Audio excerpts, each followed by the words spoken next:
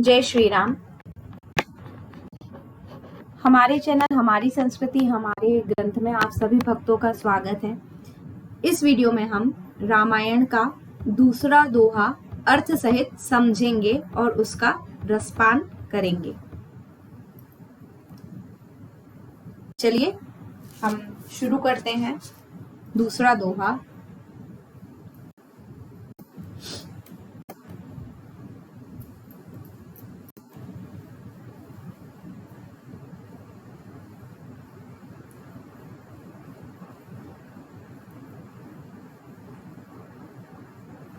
गुरुपद रज मृदु मंजुल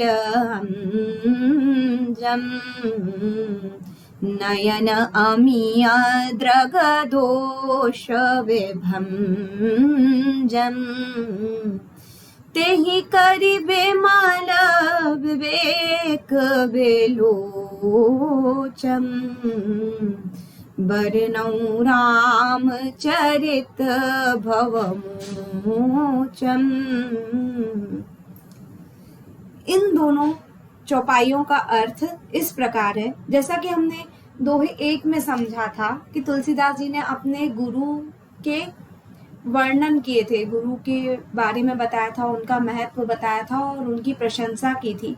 उसी प्रकार इन दो चौपाइयों में भी श्री तुलसीदास जी कहते हैं कि मेरे श्री गुरु महाराज के जो चरणों की रज है कोमल और सुंदर नयनामृत अंजन है, जो नेत्रों के दोषों का नाश करने वाला है। तो जो तुलसीदास जी ने इसमें अपने गुरु के पैरों की धूल की तुलना किससे की है? नयनों को, नैनो मतलब नेत्रों को, आंखों को, नयनामृत अमृत प्रदान करने वाले, अंजन मतलब काजल, मतलब गुरु के चरणों की धूली की तुलना आंखों को अमृत प्रदान करने वाले काजल से की है। और जैसे ही आंखों को अमृत प्रदान करने वाला काजल आंखों में लग जाता है, आंखों के सभी दोषों का पूर्णतः नाश हो जाता है। उस काजल से विवेक रूपी नेत्रों को निर्मल करके मैं संसार रूपी बंधन से छुड़ाने वाले श्री राम चरित्र का वर्णन करता हूँ। तुलसीदास जी ने कहा है कि मैं अपने आंखों में अपने गुरु के चरणों की धूली का काजल लगा रहा हूँ और उस काजल से मेरे विवेक रूपी नेत्र जो है वो खुल जाएंगे, वो साफ हो जाएंगे और अब मैं रामचरित्र का वर्णन करूंगा, जिससे मैं संसार रूपी बंधन से मुक्त हो जाऊंगा। क्यों? क्योंकि जो श्री रामचंद्र की कथा है यह मोक्षदायिनी है। चलिए आगे बढ़ते हैं हम अगली चौपाइयों की ओर। सॉरी,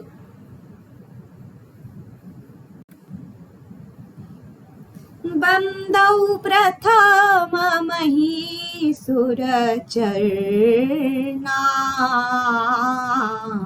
मोह जनित संशय सब हरना सुजन समाज सकल गुण खानी करऊं प्रणाम सप्रेम सुबानी।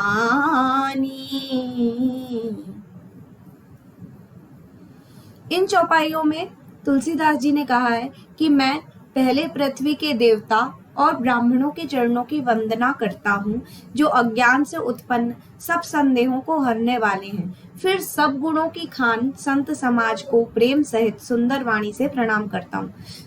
इन चौपाइयों में पृथ्वी में जितने भी देवता हैं और ब्राह्मण हैं उनको नमन करते हैं और उनकी तुलना, उनके बारे में तुलसीदास जी ये व्याख्या करते हैं कि यदि सभी देव और सभी ब्राह्मणों की कृपा हो तो मन से जो अंधकार है, मन से जो संदेह है, वो सभी अंधकार और संदेह मिट जाते हैं। और इसी चौपाई में संत समाज को सभी गुणों की खान बताया है तुलसीदास जी ने। तुलसीदास जी संत समाज की का वर्णन आगे भी करेंगे। आगे हम पढ़ते हैं। साधु चरित शुभ चरित कपासु निरस बिसद गुणमय फल जासु जो सही दुख परछेद्र दुरावा, बंदनीय जेहि जग जस पावा।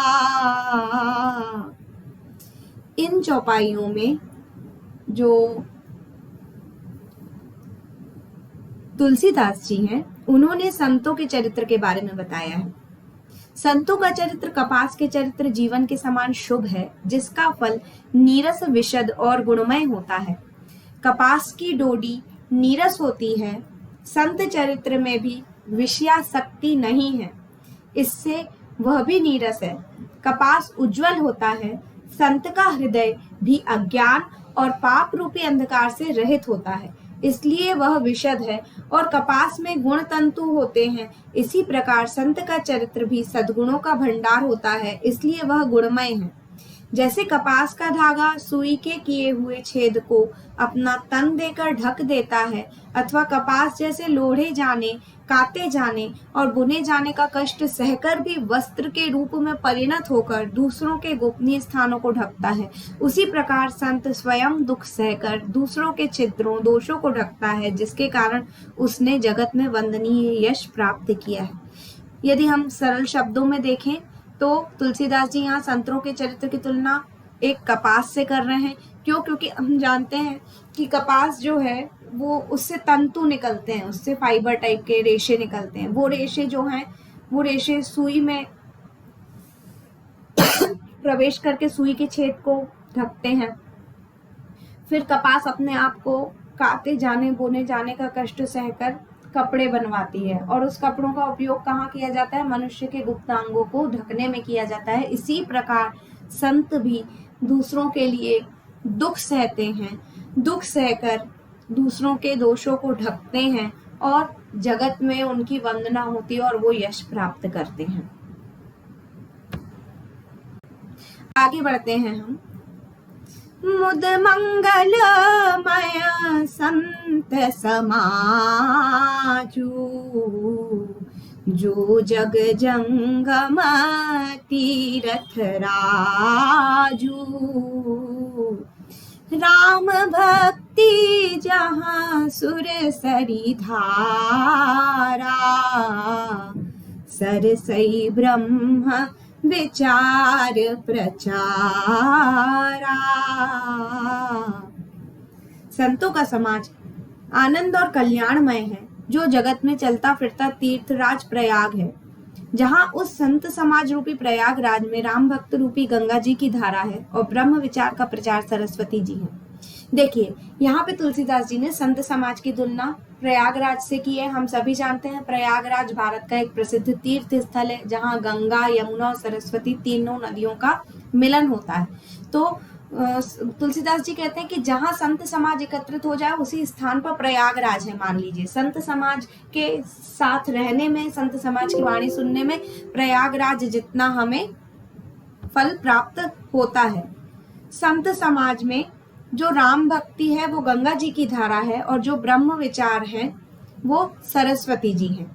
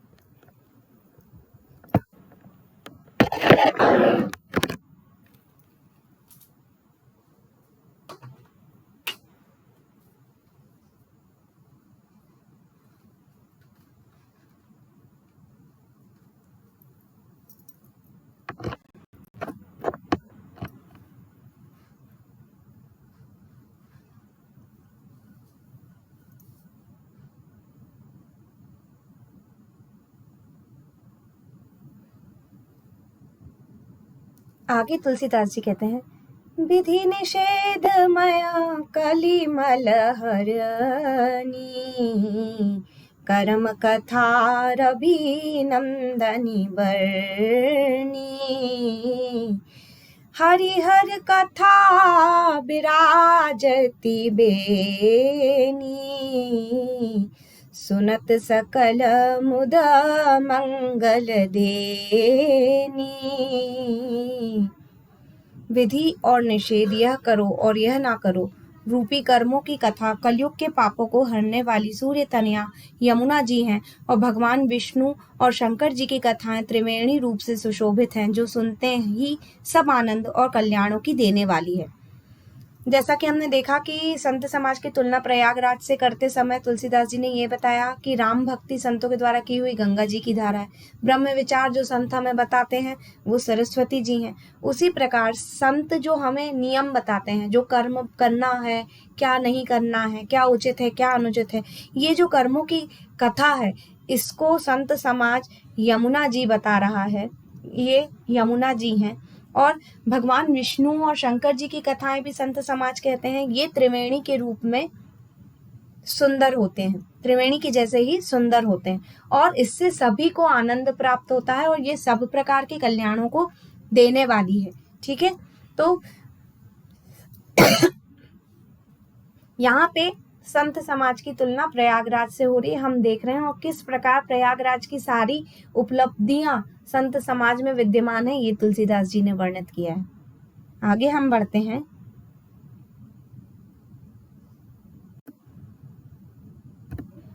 बटु विश्वास अचल निज धर्मा, तीरथ राज समाज सुकर्मा, सब ही सुलभ सब दिन सब देसा, सेवत सादर समन कलेसा। उस संत समाज रूपी प्रयाग में अपने धर्म में जो अटल विश्वास है वह अक्षय वट है, और शुभ कर्म ही उस तीर्थराज का समाज परिकर है। परिकर का मतलब होता है परिवार। वह संत समाज रूपी प्रयागराज सब देशों में सब समय सभी को सहज रूप में प्राप्त हो सकता है, और आदर पूर्वक सेवन करने से क्लेशों को नष्ट करने वाला है। यहाँ पे तुलसीदास जी बता रहे हैं कि सभी प्रयाग जा पाए ये तो जरूरी नहीं है, तो हम जिस स्थान पे रह रहे हैं वहां पर ही हमें संत समाज आसानी से मिल जाएगा। और यदि हम संत समाज रूपी प्रयाग में अटल विश्वास रखेंगे तो वो अक्षय वट के जैसा साबित होगा। और जो हमारे संत समाज का परिवार है वो क्या है, शुभ कर्म। संत समाज हर समय शुभ कर्म करते हैं, और संत समाज देश में सभी जगह सहज ही प्राप्त हो जाते हैं।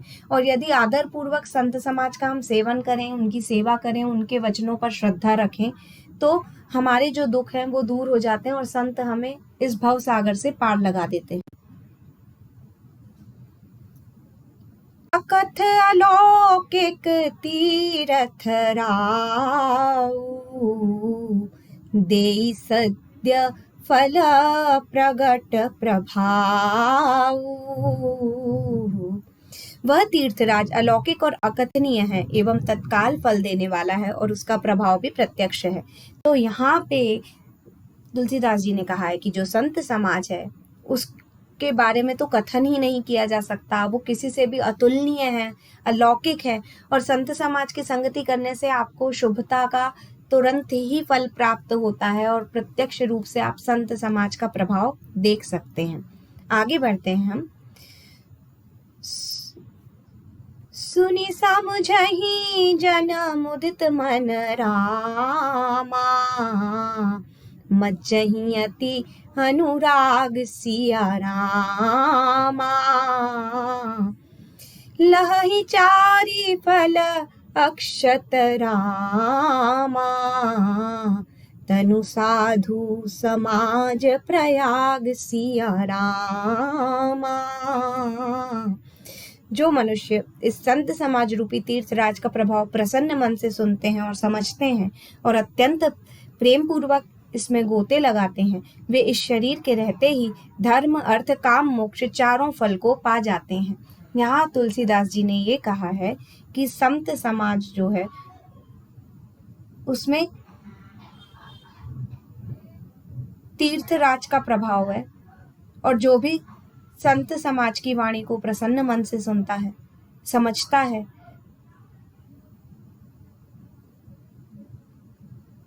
और प्रेम पूर्वक इसमें गोते लगाता है, उसे धर्म अर्थ काम और मोक्ष चारों फल की प्राप्ति हो जाती है। इसी के साथ आप सभी भक्तों को मैं संत समाज के बारे में कबीर जी का एक दोहा सुनाना चाहती हूँ। संत समाज किस प्रकार का हो और हमें किस प्रकार के संत समाज से जुड़ना है ये भी हमें पता होना चाहिए। इसकी परख हेतु